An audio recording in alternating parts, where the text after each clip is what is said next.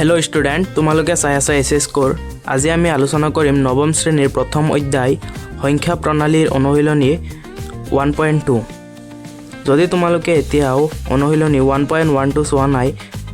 ভিডিঅ'ৰ ডেসক্ৰিপচনত লিংক দিয়া থাকিব তোমালোকে গৈ চাই লবা তেন্তে বলা আমি আজিৰ ভিডিঅ'টো আৰম্ভ কৰো প্ৰথম কোৱেশ্যনটো দিয়া আছে তলৰ উক্তিবিলাক সত্য নে অসত্য উল্লেখ কৰা তোমাৰ উত্তৰৰ যথাৰ্থতা প্ৰতিপন্ন কৰা प्रथम क्वेश्चन तो की কৈছে प्रतिটো অপরিমেয় সংখ্যা এটা বাস্তব সংখ্যা বুলিলে কি বুজায় বাস্তব সংখ্যা পরিমেয় আর অপরিমেয় সংখ্যা দুয়োটাই মিলি বাস্তব সংখ্যা হয় গতিকে ইয়াত কি দিছে प्रतिটো অপরিমেয় সংখ্যা এটা বাস্তব সংখ্যা গতিকে ইয়াৰ উত্তৰটো আমি চাও ইয়াৰ প্ৰথম আনসাৰটো হ'ব সত্য কাৰণ পৰিমেয় আৰু অপৰিমেয় সংখ্যাবোৰক একেলগে বাস্তৱ সংখ্যা বোলে যেহেতু পৰিমেয় আৰু অপৰিমেয় এই দুটা সংখ্যা মিলি বাস্তৱ সংখ্যা হয় গতিকে প্ৰতিটো অপৰিমেয় সংখ্যা এটা বাস্তৱ সংখ্যা হ'ব নেক্সট কোৱেশ্যনটো দিয়া আছে সংখ্যা ৰেখাৰ প্ৰতিটো বিন্দুৱেই ৰুটৰ পৰা m আৰ্হিৰ য'ত m এটা স্বাভাৱিক সংখ্যা ইয়াৰ আনসাৰটো আমি কৰো উক্তিটো অসত্য কিয়নো -6 -5 -4 -3 -2 -1 আদি সংখ্যা ৰেখাত অৱস্থিত বাস্তৱ সংখ্যা মানে কি বাস্তৱ সংখ্যা মানে পৰিমেয় আৰু অপৰিমেয় দুয়োটাৰে মিশ্ৰণ আৰু এই মাইনাছত থকা সংখ্যাবিলাক সংখ্যা ৰেখাত আমি দেখিবলৈ পোৱা যায় কিন্তু এইবিলাক কোনো স্বাভাৱিক সংখ্যাৰ বৰ্গমূল নহয় স্বাভাৱিক সংখ্যাৰ বৰ্গমূল মানে ধৰা √4 কিমান 2 যেহেতু মাইনাছত আহা নাই এইবিলাক মাইনাছত আহিছে গতিকে এইটো অসত্য হয় নেক্সট কোৱেশ্যন নম্বৰ 3 টো আমি আলোচনা কৰো কোৱেশ্যন নম্বৰ 3 কি দিয়া আছে কোৱেশ্যন নম্বৰ 3 দিয়া আছে প্ৰতিটো বাস্তৱ সংখ্যাই এটা অপৰিমেয় সংখ্যা বাস্তৱ সংখ্যা মানে হ'ল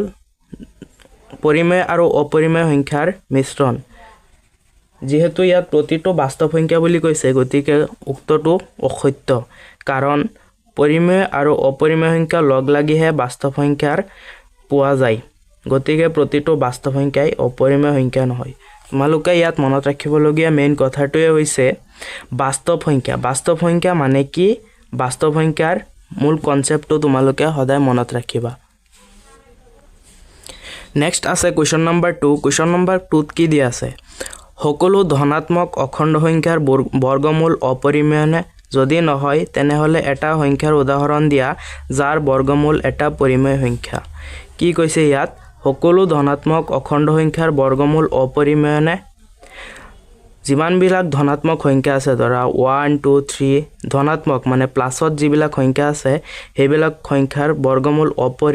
অপৰিমেয় নে হেতু আমাক খুদিছে বলা আনসাৰটো কৰো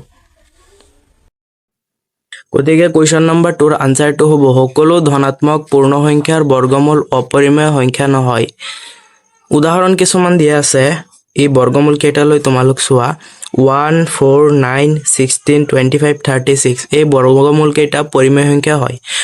সংখ্যা হয় বুলি আমি কেনেকৈ গম পালো সিঙ্গল সংখ্যা কেইটাৰ তলত 1 এটা লাগি থাকে বুলি আমি নেক্সট যোৱা ক্লাছত আলোচনা কৰিছিলো গতিকে 1 এটা যেহেতু লাগি আছে p/q আৰ্হিত আছে গতিকে এইকেইটা পৰিমেয় সংখ্যা হয় গতিকে উক্তিটো শুদ্ধ নহয় আৰু উদাহৰণ কেইটা ইয়াত দিয়া আছে কোৱেশ্যন নম্বৰ 3 টো আছে সংখ্যা ৰেখাত কিদৰে √5 ক সূচিত কৰিব পাৰি দেখুওৱা আমি সংখ্যা ৰেখাত √5 ক দেখুৱাব লাগে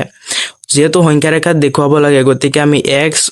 x o আৰু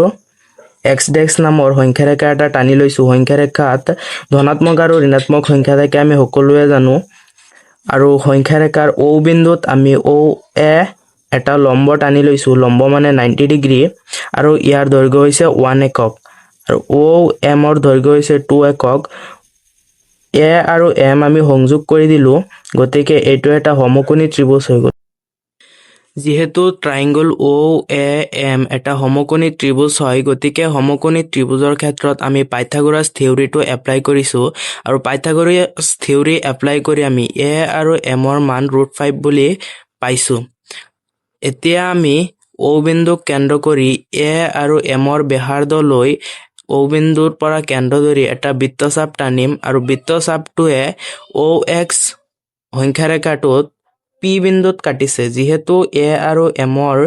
মান আমি পাইথাগোৰাছ থিওৰি মতে √5 পাইছো, গতিকে এই ব্যাসাৰ্ধলৈ ইয়াত কটাৰ লগে লগে আমি গম পাইছো যে P বিন্দুটো মান √5 বুলি। গতিকে ফাইনেল আনচাৰটো হ'ব P বিন্দু। P বিন্দুৰ মান হৈছে √5। আৰু অংকন প্ৰণালীটো আমি কেনেদৰে কৰিছো ইয়াত গোটেইটো দিয়া হৈ আছে। গতিকে আজিৰ ভিডিঅ'টো আমি ইমানতে সামৰিছো। যদি কিবা ডাউট থাকে তোমালোকে সুধিব পাৰা আৰু মই ডাউটবিলাক ক্লিয়াৰ কৰিবলৈ চেষ্টা কৰিম।